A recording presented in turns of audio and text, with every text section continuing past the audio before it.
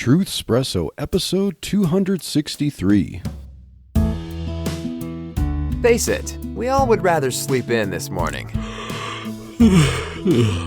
That's why God gave us espresso, to kickstart our zombified corpses into hyperdrive. And now, giving your mind and soul the morning shot of truth it craves. This is Truth Espresso with Daniel Minnick.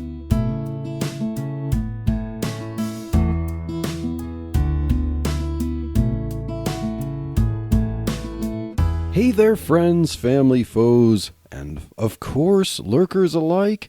Welcome to an episode of Truth Espresso as we attempt to end our little series answering the question, who are those Nephilim anyway?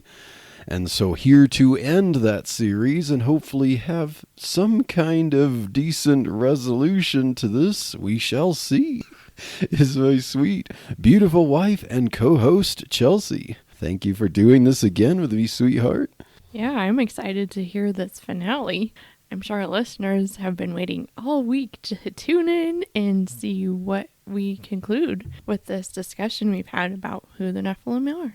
And so if you are just tuning into this episode, you really need to rewind a few weeks and listen to the whole series of episodes on who are the Nephilim anyway and hear all the theories because, why should you listen to the good part where we try to give our own theory without hearing what all the other theories out there say? But, hey, if you want to do that, no one's going to stop you, but we highly recommend hearing the whole series. So are you going to explain your theory or your conclusion right away, or are we going to wait a little bit until... Yeah, let's see. So, what I'd like to say is that after studying and presenting three theories about the sons of God, the daughters of men, and the Nephilim, those three theories were the fallen angel theory, the Sethite theory, and the wicked rulers theory. Do I believe that we've settled the debate with some of the ideas that we might come up with here? Well, I'm going to have to say no, an emphatic no. I think getting to know this information a little bit more, it's like, hey, I have more ideas and more understanding about all these theories, but at the same time, we're going to present our best attempt to understand the scripture here and present a workable theory. Now, would I take this theory into a debate to say, this is what these verses must mean? I am so certain of this that I would be willing to debate it. No. An emphatic no.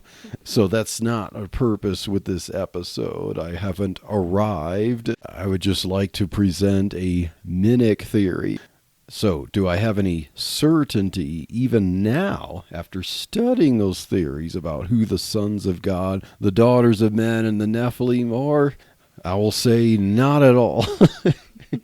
How does that saying go? Like, as clear as mud. You keep researching and learning more and studying these different theories, looking at the scripture, and you feel like the more you look into it, the more questions you have. I mean, it's been really interesting to learn more about this and see how all the pieces kind of fit together or don't fit together, and learning about these different theories that are out there. Because I think a lot of times we hear just one theory and that's kind of what we just go along with. So hearing that there's different thoughts out there about this helps sharpen our mind and helps us understand God's word better. So anytime you can get into God's word and study it and try to learn more about it and understand it, that's always going to be for our good. Good advice there, sweetheart. And I would say that the Bible scholars out there, I'll leave the certainty to them. And as a lay person myself, I'll stick with some uncertainty. But that's not to say that we haven't tried our best to figure out something that we want to present in this episode. And so to present to you the Minnick theory, is, in essence, to take what we might like from these theories, what makes sense, and to try to come up with a theory that might make pieces of the other three theories work together in harmony into one workable theory. So the fallen angel Sethite wicked ruler theory. And so I'd like to start with reading some scriptures just to see what did Jesus say about what was going on in the days of Noah. And he seemed to compare it to what was going on in the time of Lot in Sodom and Gomorrah. We mentioned in the fallen angels theory that 2 Peter and Jude both talked about Noah and Sodom and Gomorrah and compared them to kind of come up with that theory. But I think there's something we can grasp from what Jesus says about comparing those two, maybe to start off with some assumptions there. So Luke 17, verses 26 through 30, this is one of the gospel accounts where Jesus says, "And as it was in the days of Noah, so shall it be also in the days of the Son of Man. They did eat, they drank, they married wives, they were given in marriage, until the day that Noah entered the ark, and the flood came and destroyed them all." Now, I don't see anything where he mentions angels and stuff like that here. He also then says, "Likewise also, as it was in the days of Lot, they did eat, they drank, they bought, they sold, they planted, they builded. But the same day that Lot went out of Sodom, it rained fire and brimstone from heaven and destroyed them all. Even thus shall it be in the day when the Son of Man is revealed." So Jesus is saying that at the time when he comes back, there's going to be a lot of wickedness, because we know that when Jesus returns, I know the Apostle Paul mentions in 2 Thessalonians 1 about inflaming fire, taking vengeance on those that obey not the gospel. And we also have in 2 Peter 3 talking about just like the flood, when Jesus comes as a thief in the night, he's bringing judgment by fire. And so Jesus saying this is going to be similar wickedness when he returns as it was in the days of Noah, but then also compares that with the days of Lot. And how does he compare what was going on at that time? I mean, Jesus mentioned in the days of Noah, they married wives, they were given in marriage. He doesn't seem to mention like angels. He's talking about people. But at the time of Lot, do we have any account, any theories that people give about Nephilim or angels marrying humans and stuff at the time of Lot? I haven't seen any in the Bible, but Jesus says likewise also, so we know there's a parallel there. And what do we know about Sodom and Gomorrah? What was one of their problems? Well, just their wicked behavior with one another. And to me, it was interesting hearing you read these verses and saying how they did eat, they drank, they married, and then likewise in Lot, they did eat, they drank, they bought, sold, planted. It's kind of like they're like, okay, we're just going to be living this sinful, licentious type of lifestyle and just keep going about our daily life, our daily routine, not even recognizing how they're drifting away from what God has told them to do. And it seems like it's almost this hardness of the sin that was going on, and almost it seems like that is kind of what impounds the wickedness. Like they were even convicted that, oh, maybe we shouldn't do this and go days with fasting and asking for forgiveness. They're like, oh no, this is the good life. This is how we're going to live. We're just going to go about our lives thinking nothing of it. And so it just seemed like there is just this change of heart and change of mind in those sinful times that he's comparing there. And what do we see nowadays? We see the same exact thing where people have no conviction or no even thought of what is right and what's wrong, and just living however they want to. And we keep almost parading or elevating people that live lifestyles that is totally contradictory to what God's word says. And not only that, I mean, in Sodom and Gomorrah, you don't hear a lot about if they're harming children in those days, I would guess that they were. Yeah. Just with how that behavior, what that can lead to. But nowadays you see how it's even okay for children to be affected by, I don't know, a better word than licentious behavior. Like, Yeah. I mean, they keep promoting this very promiscuous behavior, and it's almost like, okay, you're a hero for doing that. And it's just interesting, like, okay, eventually God is going to judge this, because that's exactly what happened with Noah, exactly what happened with Lot. And it says he's going to come again and pour out vengeance again. Like 2 Peter 3 mentions, okay, he destroyed the old world in the flood, then he's going to destroy the current world with fire, water and then fire. As I read these verses, I noticed that the things that Jesus listed of what was going on themselves, there's nothing wrong with anything he listed. What's wrong with eating, drinking, getting married, and buying, selling, planting, and building? All of those things he listed, they're technically just what civilizations do, but I think he's painting a picture of people who they're not even aware that judgment's coming. They're not aware that they deserve judgment, because we know that there's more things that he didn't list that's inherent there. Like, hey, even though there's all this wickedness, like we know Sodom and Gomorrah had violence.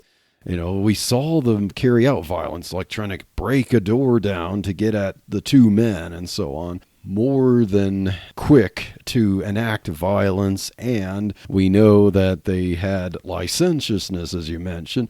And so Jesus is paralleling also the days of Noah with the days of Lot. So we know the days of Noah was filled with violence and licentiousness. But while all that's going on, people don't think anything of that. So they're just eating and drinking and celebrating and buying and selling and planting and building, as if, hey, we're just going to live every day for ourselves. It's like just a secular society that has no moral standards and no God consciousness.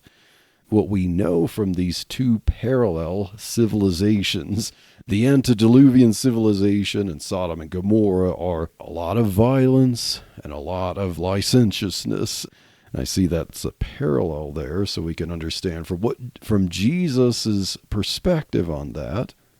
It's likely that the wicked rulers who emerged from the empires of Cain's descendants, we talked about in the last episode that Cain's descendants had lots of talent to build up empires, metallurgy, animal husbandry, music. They were very advanced civilization very quickly, but it's likely that the wicked rulers built up the practice of compulsory relationships. So when we talked about the wicked rulers theory, I think that is definitely true. I mean, once you get these powerful rulers, how could it not be true that they don't fulfill their own desires using their own powers? As the founding fathers of the United States, power corrupts, and absolute power corrupts absolutely. And so, yes, as men began to multiply on the face of the earth, as Genesis 6:1 says, that the wicked rulers are going to enrich and help themselves to what they want. And this means that they could take any number of women at any age or status, and as we presented, even the wives of other men. So basically any woman, there's no such thing as a virgin or married woman that wasn't available to the wicked rulers from the line of Cain. I just think of Proverbs when we talk about the wicked rulers. In Proverbs 16:18, it says, "Pride goes before destruction, and a haughty spirit before a fall." And just how pride just kind of overtakes these people in leadership or as a ruler, and then that pride just begins to corrupt them, and before long they're going to fall to their either demise or destruction, or God coming in and saying, "Oh, I'm going to destroy you," because when you're so prideful and haughty and you think that basically you're God in some ways, then you don't have that room or that humility to recognize who God is. For some reason, I'm just picturing like a cup full of water. There's no room to actually get to the top and look up to who God is because you think you're at the top. So that verse just kind of popped in my head when we're talking about the wicked rulers and how so many of those rulers just had one of those kind of deep-rooted sins of pride. Yeah, for sure. And going back to those verses, another thing that I notice about them, when Jesus recalled the days of Noah and the days of Sodom and Gomorrah, what did he not mention there? Because what did he seem to be talking about there? They're all humans, it seems. He's just talking about human beings. So nothing is mentioned of angels and human women producing demigod Nephilim at the time of Lot that we've seen. They certainly had a problem with abominable practices between humans. They're the example. And even Jude mentions that, Sodom and Gomorrah and their destruction, suffering the vengeance of eternal fire, and they're set forth as an example. So the example of judgment upon licentious behavior, they're an example. And yeah, certainly believe that happened before the flood and was one of the reasons that God judged the antediluvian society. So I think it wouldn't be that far-fetched to assume even that the practices of Sodom and Gomorrah were also fully represented at the time of Noah. I mean, come on, if you have society that becomes so secular, so wicked, so violent, so licentious, why not? The language doesn't have to be explicit. Anyone can do whatever they want. And so I would think there would be Sodom and Gomorrah type sins at that time too. Are you just watching? When you gather the family around the TV, are you prepared to use your biblical worldview to discuss what you see with your spouse and kids? It takes a little practice to not just watch. Are You Just Watching? The Entertained Christian's Handbook to Consuming Media with Purpose is a guided journal with worldview-shaping info and lots of guided note pages to help you watch and discuss anything you put before your family's eyes. Purchase it now on Amazon.com. And don't just watch. Now the question is, have we really started to get into our theory? Well, we're talking about wicked rulers. So the sons of God and the daughters of men, who could they be if we're trying to present a theory that takes from all three, or at least parts from all three of the theories? So the sons of God, I will suggest, could either be the wicked rulers or the descendants of Seth. I think that both of those are candidates for it. But then the daughters of men, in either of those theories, would likely be Canaanite peasant women. So whatever the sons of God are, or whether they're Canaanite rulers or whether they're Sethite men, the daughters of men would tend to be Canaanite peasant women. Whichever of those two theories we want to use to say for the sons of God, I think it's a given that the wicked rulers practiced what the wicked rulers' theory teaches. So if the sons of God aren't referring to the wicked rulers, that doesn't discount what that theory teaches. So I think that happened no matter what. So I would propose, I think I might lean more toward the sons of God being likely the Sethite patriarchs, the Sethite men who got caught up in Canaanite civilization. So I'll take that part of the Sethite view, but leave the wicked ruler's view as something that eventually caused that to happen. So the wicked rulers took wives that they chose, but that might not be what the sons of God are referring to. It might be referring to the Sethites who later on got caught up with marrying the Canaanite women too. And then now you have a whole world of wickedness. So regardless of who the sons of God are, in Genesis 6:1-4, we know that the Sethites eventually were caught up in the Canaanite society and lifestyle because only Noah and his family remained. It had to happen at some point. So the situations of both the Sethite theory and the wicked rulers theory have to be true to some extent.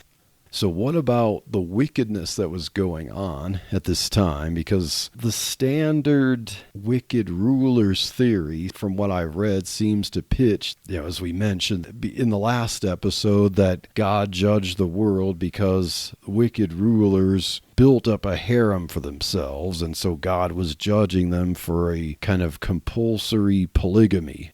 Sweetheart, do you think, is there more to it than that? I was just thinking through, it seems like it's probably like a whole can of worms. Yeah. In that, when you think about just even the 10 Commandments that we see, not committing adultery, not lying, not stealing, not murdering, like not being envious, not having any other gods before God, like you see how you just go down the checklist of that and you see, okay, they're stealing other women.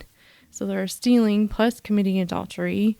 They're not honoring their father and mother if they're going against what they were brought up in, as far as, okay, only marry in this people that God told us to.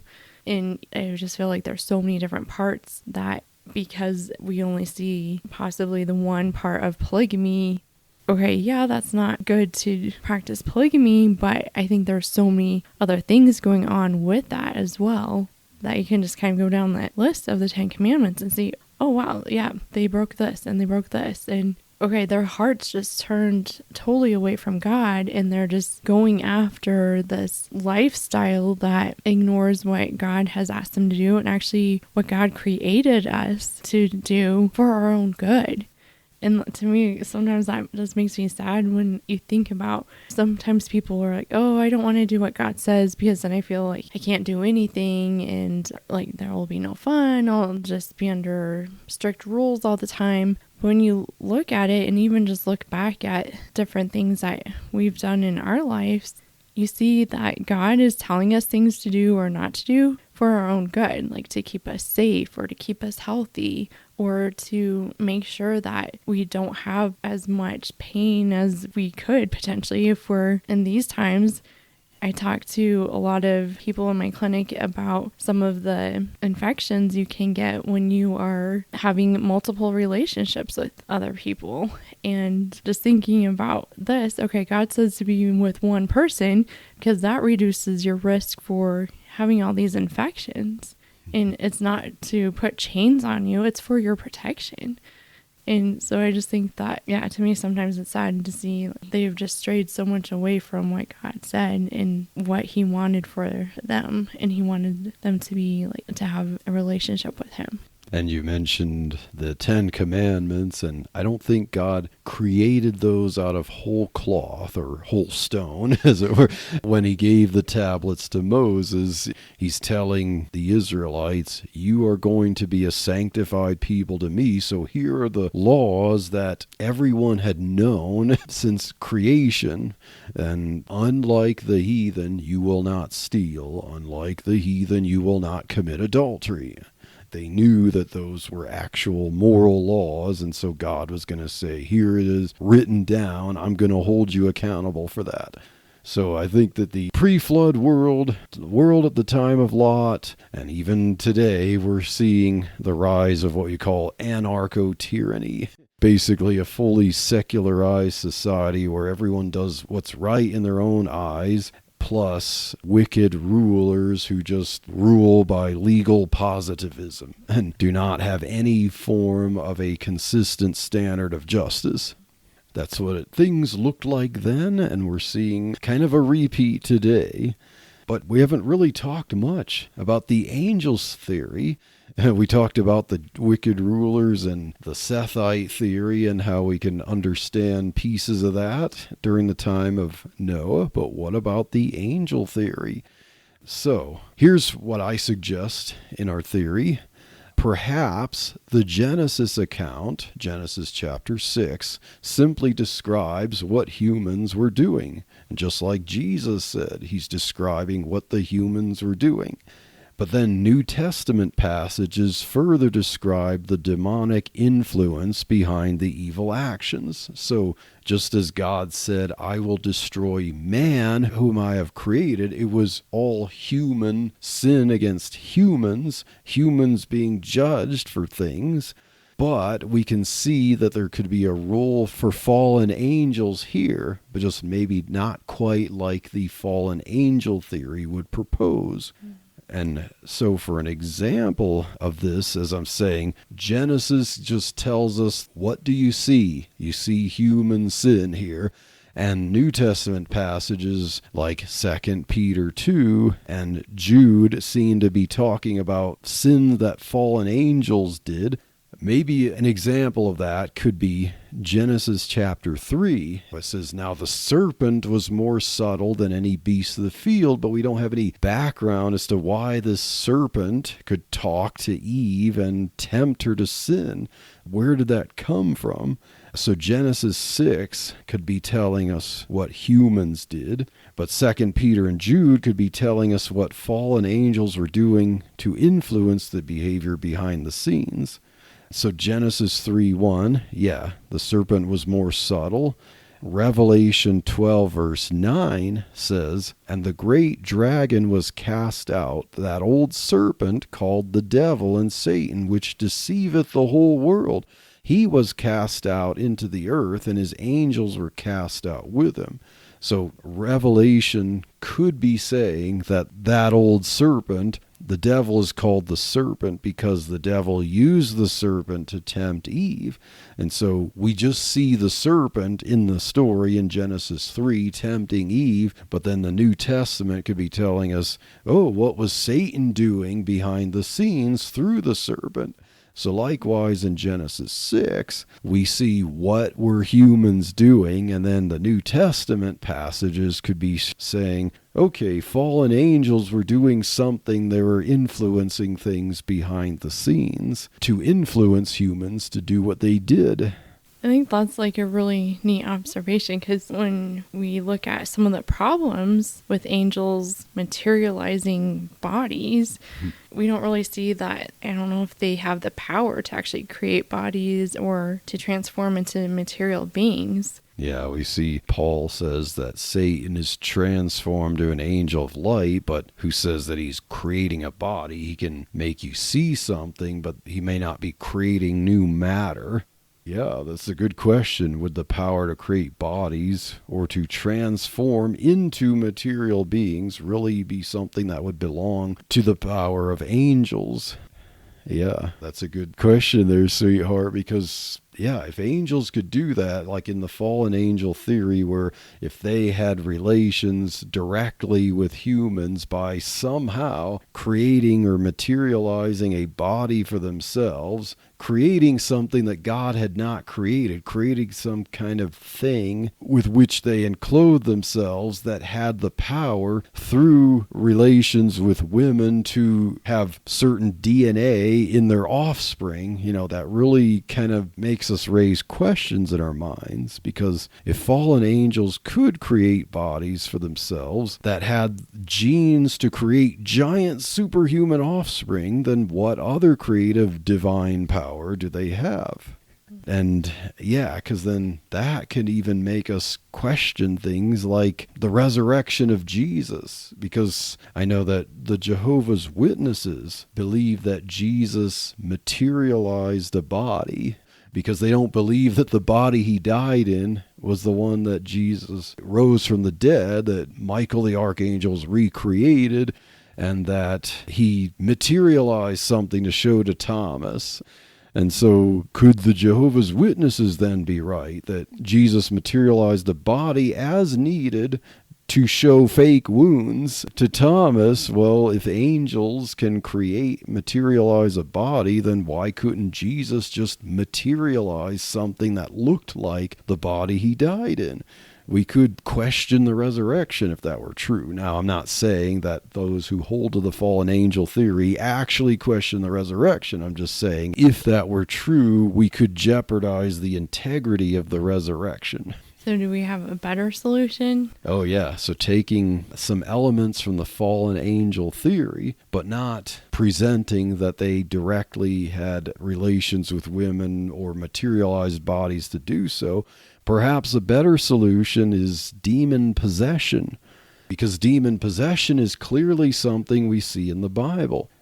So, rather than the angels materializing bodies, perhaps they possessed wicked humans, or at least possessed the wicked rulers at first to influence them to engage in abominable practices.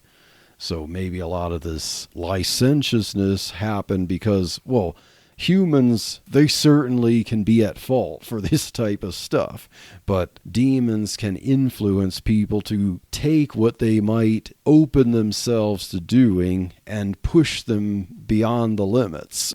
And so, hey, if demon possession was involved, then we could still use all of these passages that the fallen angel view uses. So 2 Peter chapter 2 and Jude verse 6, we can still incorporate into our theory and not believe that angels had offspring directly or demigods, because Jude verse 6 just mentions they kept not their first estate but left their own habitation, and 2 Peter 2:4 just says that God did not spare the angels that sinned.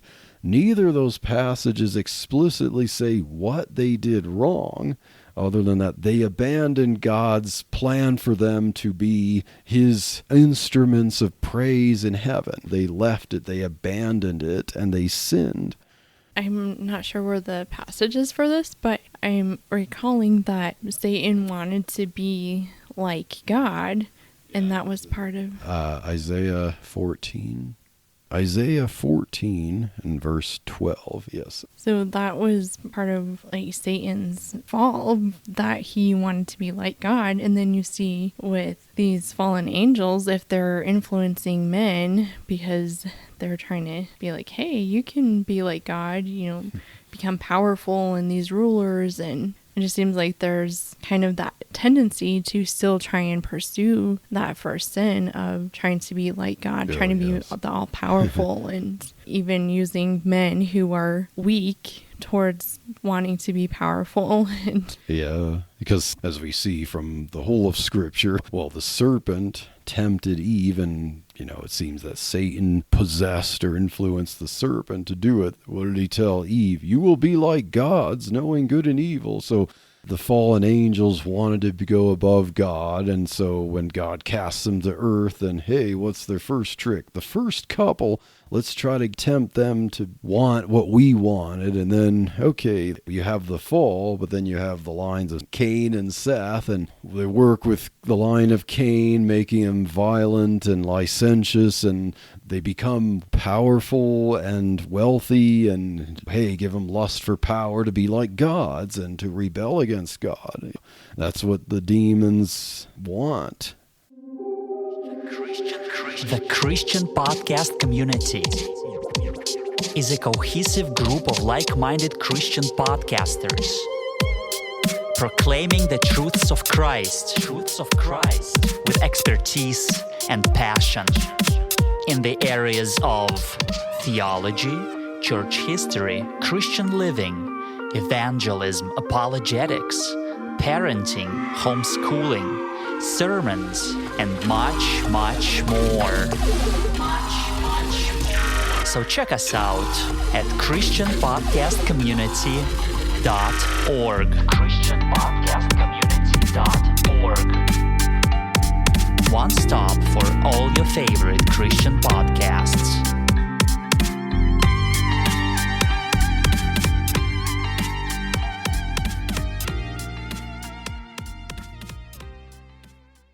So now, here's a question, because the fallen angel view, it seems like most of the proponents of that view believe that there were several rounds of angels falling, because you had the ones at the beginning, then you had ones at the time of Noah, and then possibly ones after the time of Noah. So whether these angels had fallen at the beginning, or if these angels, if we're suggesting that angels demon-possessed humans, especially wicked rulers, to do naughty things, if they were a second set of angels that fell by leaving heaven, according to Jude verse 6, if they fell by leaving heaven the moment they conceived of the sin, the angels that sinned, it's not really clear in the text.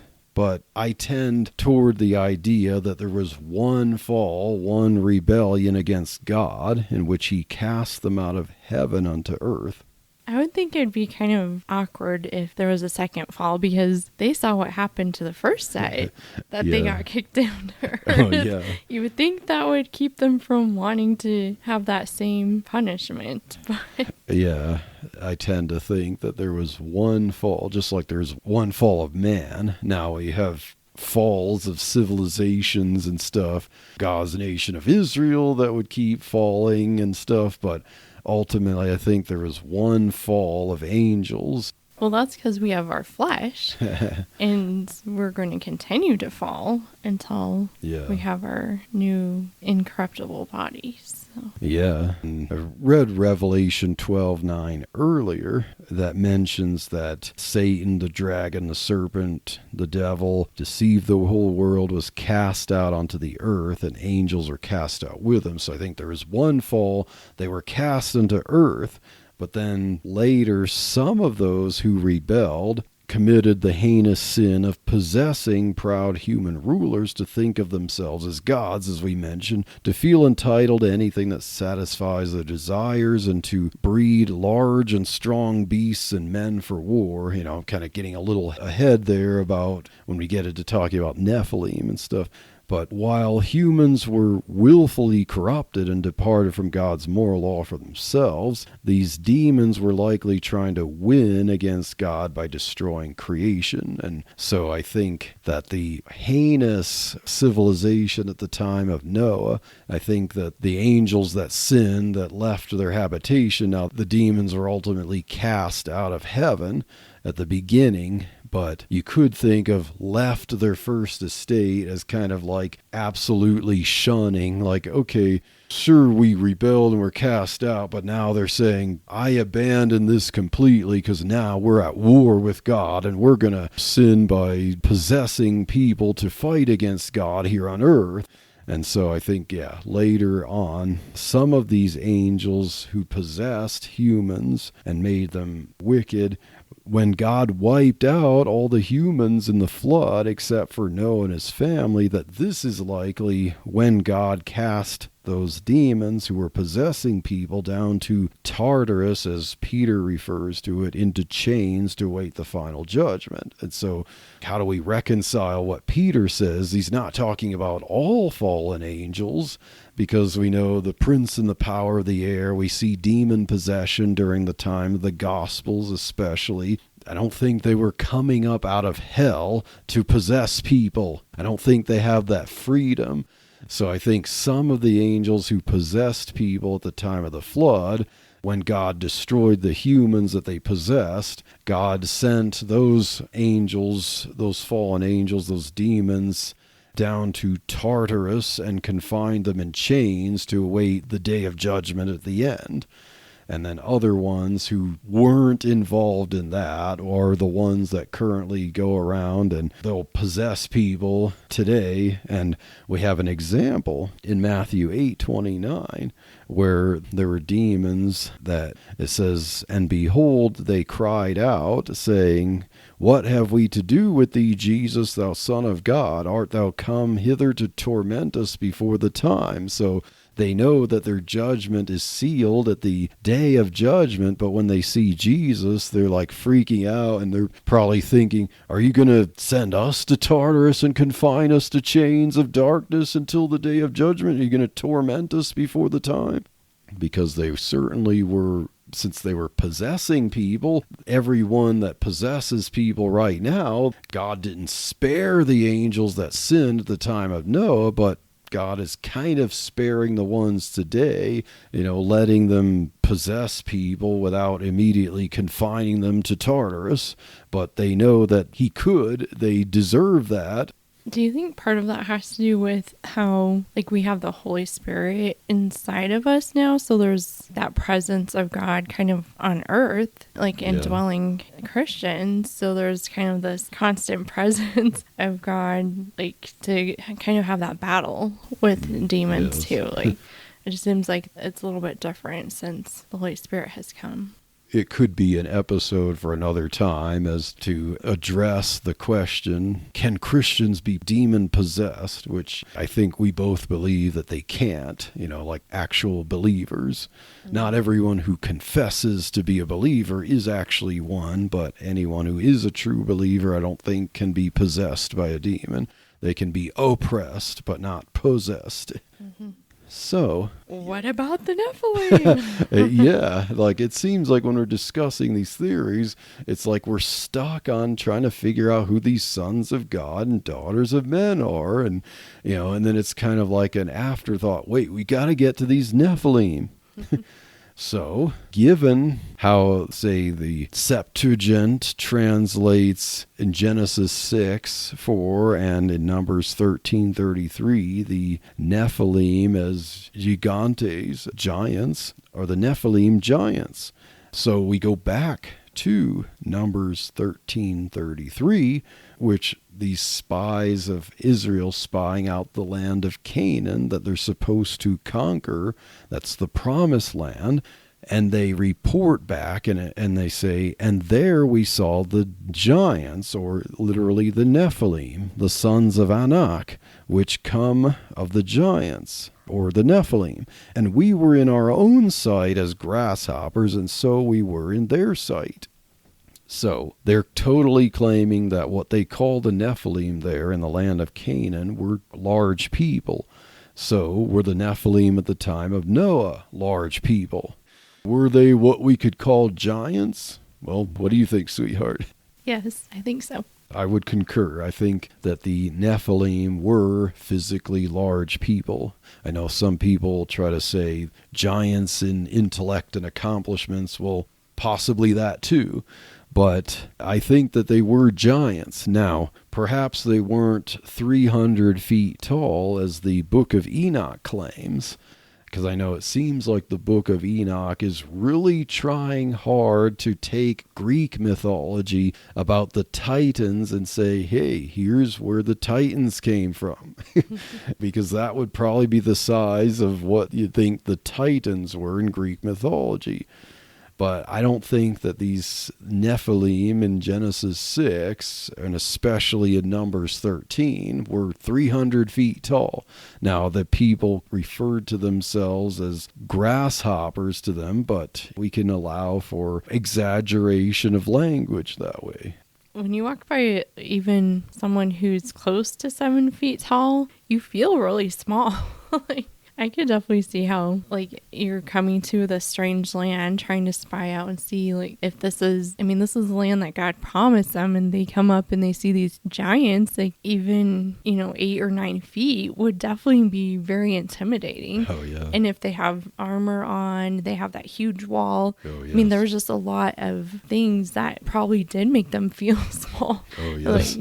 So, yeah, I agree with you that they probably weren't 300 feet tall, but that would be actually a miracle if someone could be 300 feet tall just because of how your body works. But yeah, because you would have to have a very large heart to have that tall of a body to be able to pump blood through that whole entire system.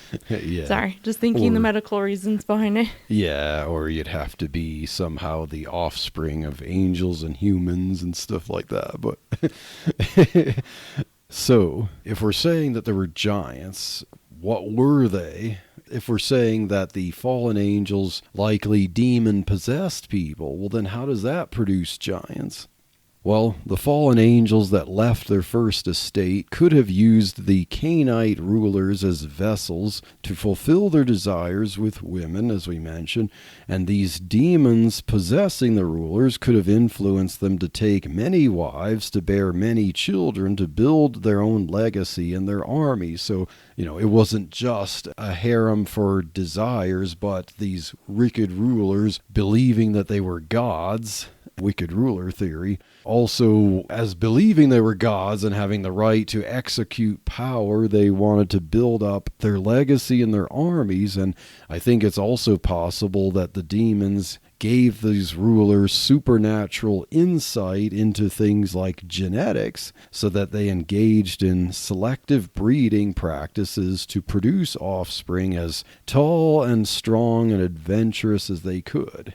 So they were really trying to expand their power, and they'll take any women that they chose, but they'd also try to select the most beautiful and even the tallest ones they want. And then of their sons, they would prefer the taller, stronger ones to be the ones who would inherit stuff and get the women that they would want for them and stuff to produce tall sons and mighty sons and so on like that. So as far as the genetics that they had at the time, these wicked rulers through demon possession could have produced some pretty tall people, possibly Goliath-sized. Sorry, this just reminded me of an ethics thing that we see now with genetic selection and with in vitro fertilization, where a lot of times some of the doctors or couples, they're looking at the genetics of this newly formed embryo in the petri dish and checking to see, are there any genetic deformities or problems that we foresee? Then we're going to go ahead and disregard this baby because it's developing already. Or also they do selective gender. So if the parents have 2 boys already and they want a girl, then any boys that have formed in that dish and are developing, then they'll go ahead and get rid of the boys as well. So you see that selective disregarding human life is something that we see today too. And it's just on a different scale because we have more technology and things as well. But it's something that just infiltrates our society because of our evil wickedness. And we think that we have power to do that, power to have control over the blessing and the miracle of the life that God's given us. Definitely, and we can see that the eugenics and all that stuff of the last century could have been very prominent, maybe even the knowledge of it by an order of magnitude at the time of Noah. So yeah, it's not far-fetched to realize that they could have had some very tall, strong people just by that, with having many wives and many children. I speak to parents all the time who come up to me and they see what's happening, but they don't know what to do. And I just want to stand up and say, you can do this. Here is a solution. This is Yvette Hampton, host of the Schoolhouse Rocked podcast. Join us each week for a new episode as we offer encouragement and resources on biblical discipleship from popular speakers and authors, as well as parents just like you and me. Find out more at schoolhouserocked.com or listen anywhere you find your favorite podcast. So what about the Nephilim of Numbers 13? Because, hey, if the Nephilim were at Genesis 6, what about what the spies called Nephilim in Numbers 13:33? So we have a few possibilities to get to quickly. And one of the possibilities is that whatever the fallen angels did in Genesis 6 before the flood, other fallen angels could have done after the flood. And I see that E.W. Bollinger took this view, and he says, quote, these came from a second eruption of fallen angels, and he uses after that as proof. So Genesis 6 mentions the Nephilim were on the earth in those days, and also after that. And so Bollinger took the view that other fallen angels after the flood intermarried and produced more Nephilim, and that's what the spies saw. Another possibility is that some of Noah's descendants after the flood became aware of some of the breeding and training practices of the rulers before the flood and revived the equivalent of the Nephilim. So it's kind of taking from our theory there about how they produced kind of taller Goliath-sized people and that they recovered that knowledge and produced them. Sweetheart, what's another possibility for the Nephilim in Numbers 13? Yeah, so another possibility could be that the spies who gave the report may have exaggerated about what they saw because they were afraid of the warrior might of the Anakim. And kind of like we were talking about earlier, that if they're trying to seek out this land and all of a sudden they see, wait, there's warriors here, there's a huge wall here. We feel like we're so tiny compared to all of what they have. And we've been wandering in the wilderness and we have nothing. Like, they probably did feel really small. So that could have been part of it, that it was a little exaggerated. So like they could have exaggerated the size of these people. And by calling them Nephilim, like, these are these Nephilim that you heard about in the legends. We saw them.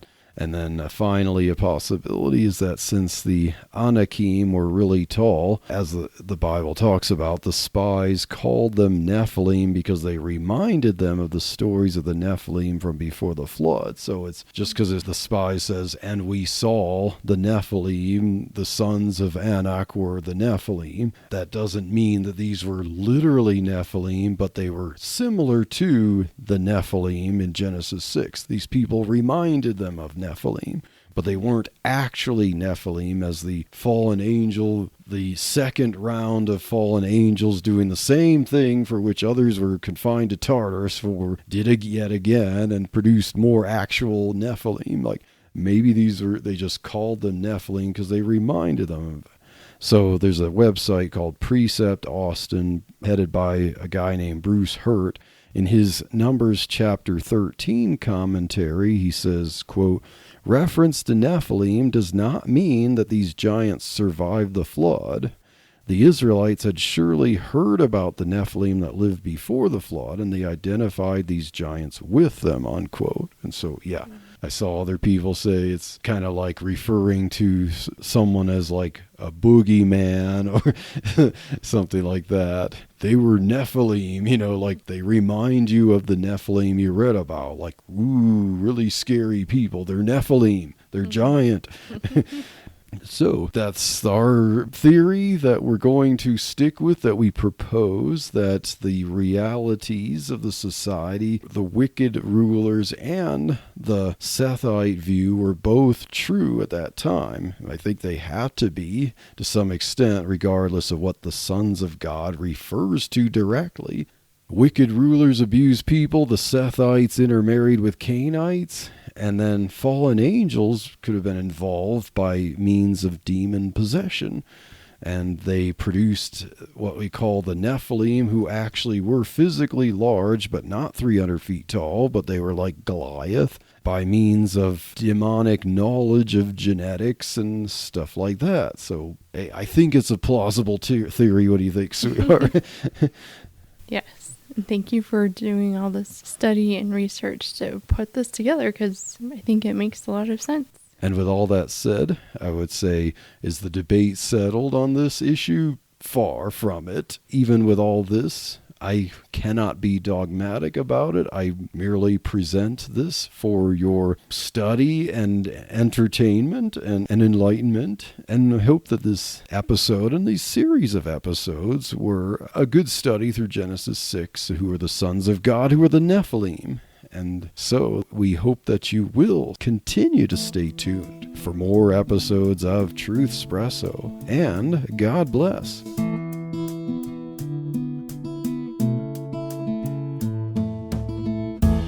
Thank you for waking up with Truth Espresso. Good morning, and God bless your day. Hey friends, Daniel Minnick here again. If you liked waking up to this episode of Truth Espresso, I would really appreciate it if you would rate it on Apple Podcasts, Stitcher, or whatever application you use to listen to Truth Espresso.